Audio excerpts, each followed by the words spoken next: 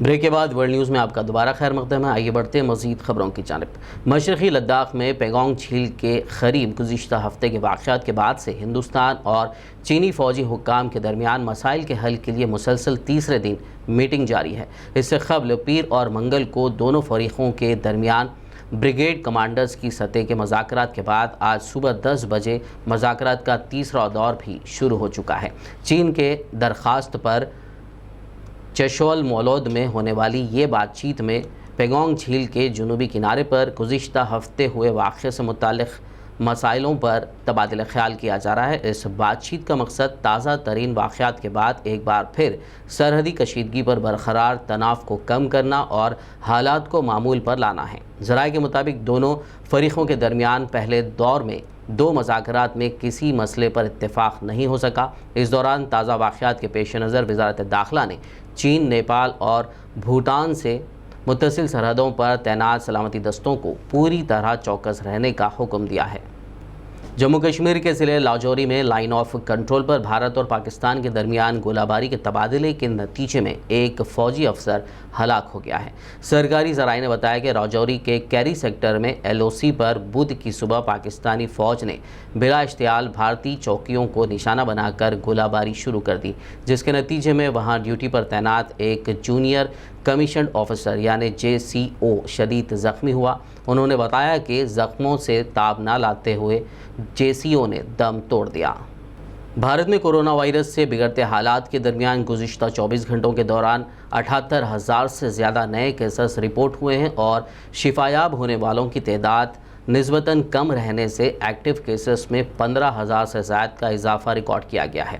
مرکزی وزارت صحت کی جانب سے بدھ کے روز جاری تازہ ترین اعداد و شمار کے مطابق گزشتہ 24 گھنٹوں کے دوران کورونا سے 62,026 مریض صحت یاب ہوئے ہیں، جس سے شفایاب ہونے والوں کی مجموعی تعداد 29,01,909 ہو گئی ہے۔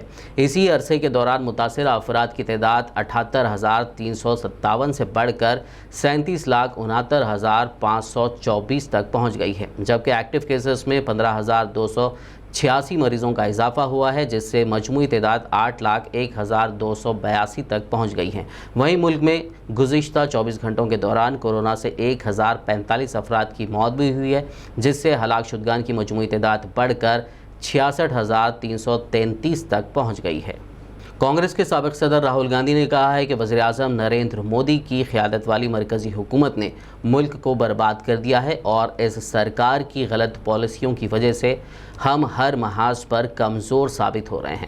راہل گاندھی نے بدھ کے روز ٹویٹ کرتے ہوئے کہا کہ ملک آج مودی کے ذریعے پیدا ہونے والی تباہی کی زد میں ہے۔ آج GDP میں -23.9% کی تاریخی گراوٹ درج کی گئی ہے۔ 45 برسوں میں آج سب سے زیادہ بے روزگاری ہے۔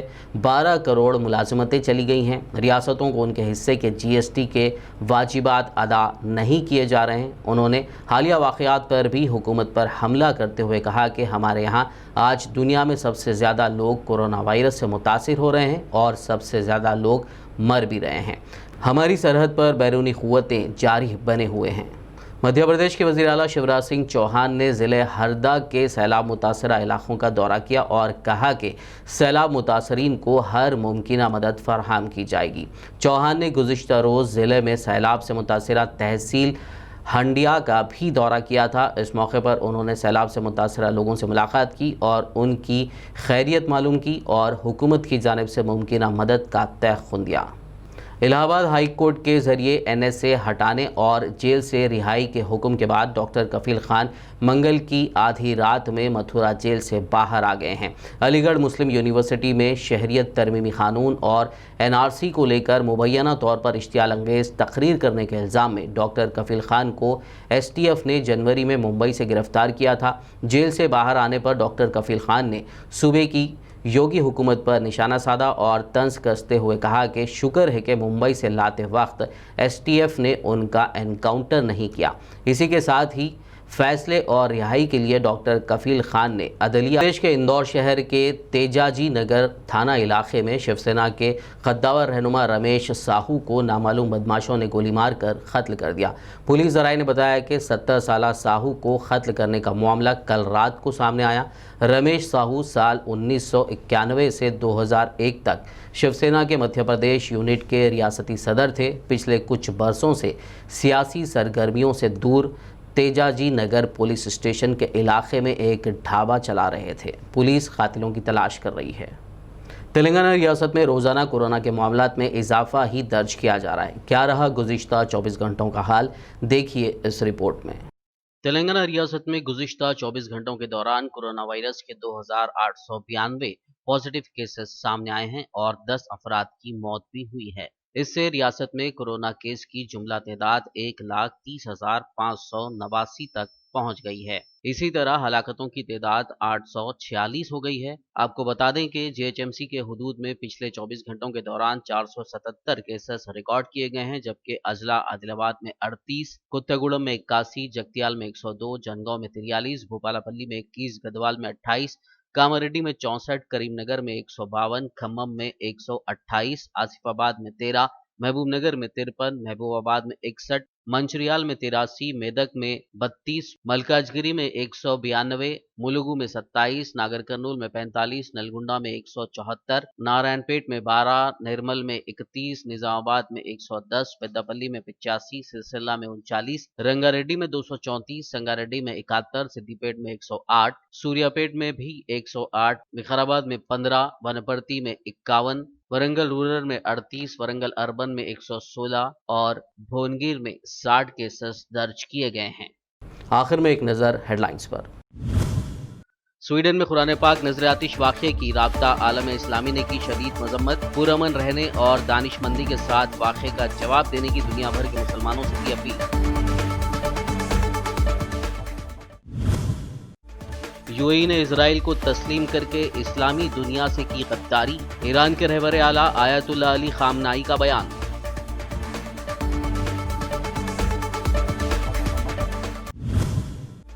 तुर्की का तेल और गैस के मुतनाज़ा मंसूबे में तोसी पर इसरार, यूरोपीय ममालिक ने दी पाबंदियों की धमकी।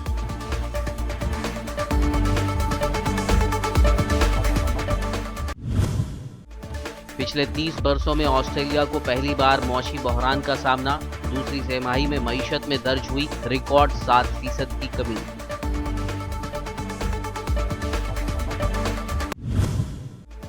भारत चीन सरहदी तनाज़ा, दोनों मुल्कों के फौजी हुक्काम के दरमियान आज मुज़ाकरात का तीसरा दौर।